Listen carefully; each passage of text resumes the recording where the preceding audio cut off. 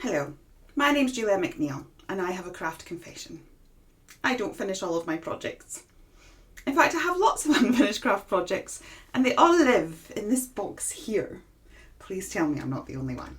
I did ask Dawn, do you have any unfinished craft projects? And she was like, I think I might. So she's obviously a good girl and finishes hers, but please tell me I'm not the only one. That has a whole box of unfinished projects. So anyway, today this is the challenge, to take a project that we have that's not finished and to finish it. So before we start, we need to check to see what's in this box. So everything in here seems to be very mixed media-ish, cards and bigger projects. And I can obviously see I've left them because I'm waiting for them to dry, etc. Well, that was an interesting voyage of discovery. I love this. I remember starting this and feeling incredibly enthusiastic about it. It's actually an old computer board that I stole. My husband was about to chuck it out. Would love to be doing this, but actually I've got a range coming out very, very soon that I think would be perfect with this backdrop. So I'm going to put that one aside. Same with this one, which you really can't see in this camera, so cue overhead. So again, this one I feel would go perfectly with another range that I've got coming up in the spring, which is making me question my design choices. Am I being inspired by those unfinished projects lurking away? There you go. So the choice for today is dun, dun, dun, dun, dun, this one. So fortuitously, I do actually have the video footage of this, so I can play that for you. And if I have time, we may tackle some cards. So let's see how we got to here. Roll footage now.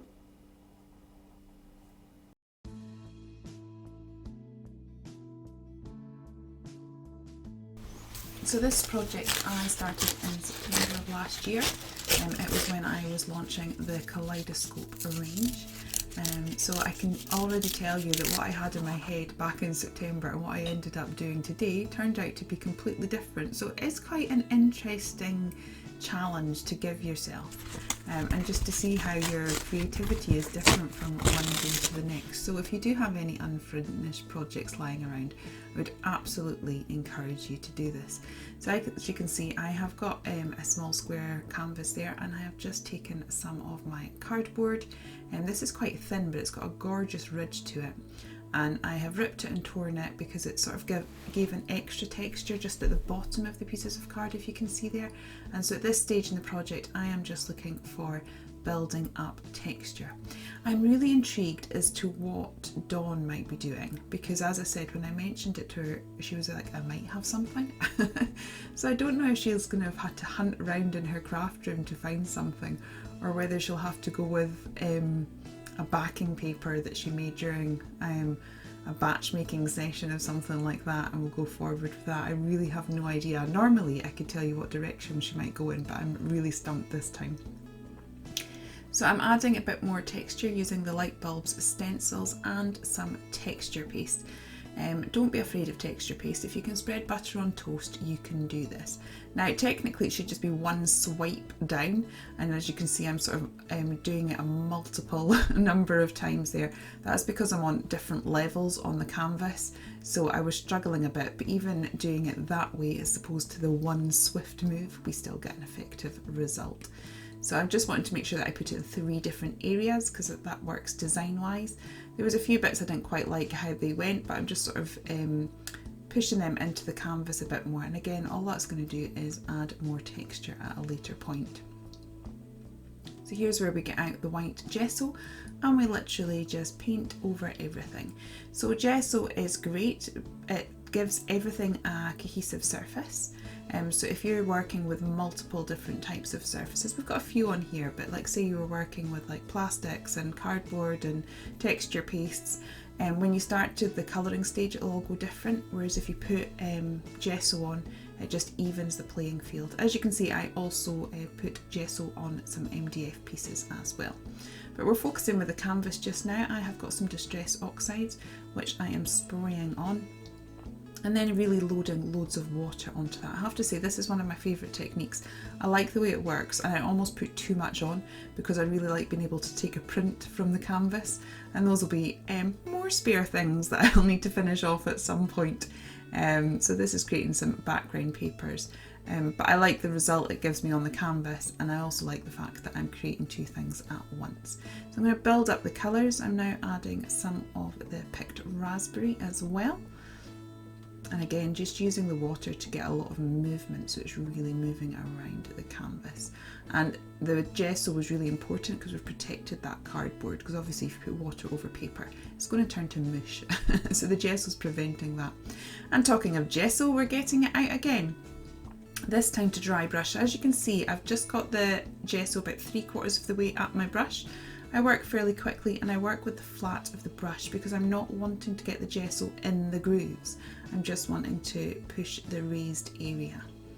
So now I'm going to move on to that MDF that we saw a very quick flash of earlier on, and I'm going to paint that using some acrylic paint. So I've got a selection there. I think those were 2 Dina Weekly ones, just some plain gesso, and I think it might be an Imagination Craft. So just mix up your different brands. And I'm sort of mixing on the palette. I'm using the 3 different types of pink and the white, and just sort of gradually mixing it on the palette so we have a gradient from dark to light on the MDF piece. So you can see the gesso coming in there. I tend to use gesso as opposed to white paint. I don't think I had white paint in at the time. And also it's a little bit cheaper, so it works for both. And this particular MDF piece has a second bit that layers up, and I went for yellow. Now, so my original idea was to do with the kaleidoscope range, and in that we have a stamp with a butterfly and a light bulb, and I think that's where I was going with this.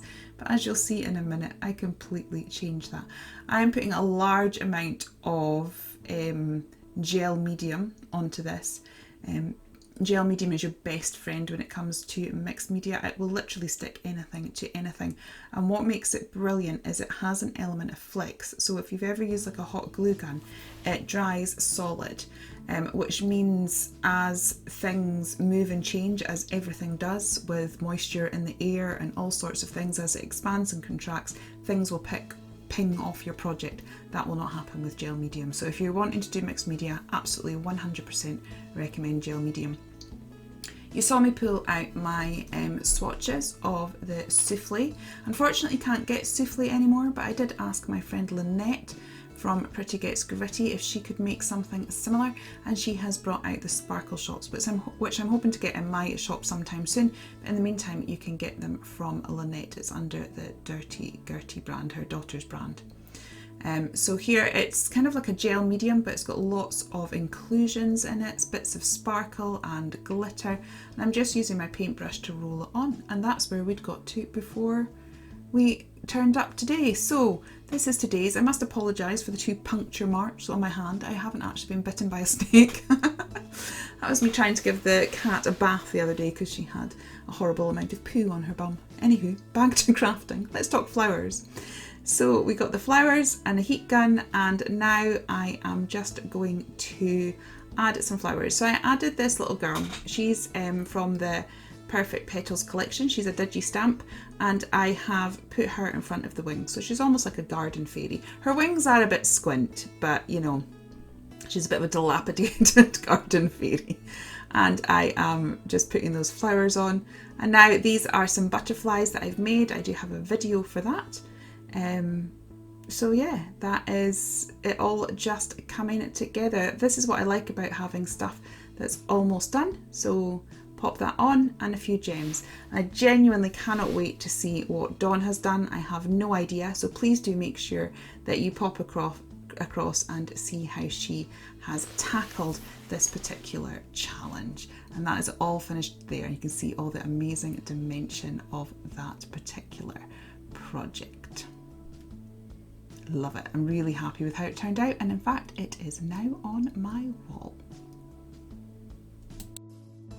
If you want to know what's happening next time, we are working in our handmade journals that we made entirely from packaging. If you'd like to see how I made mine, you can watch this video here.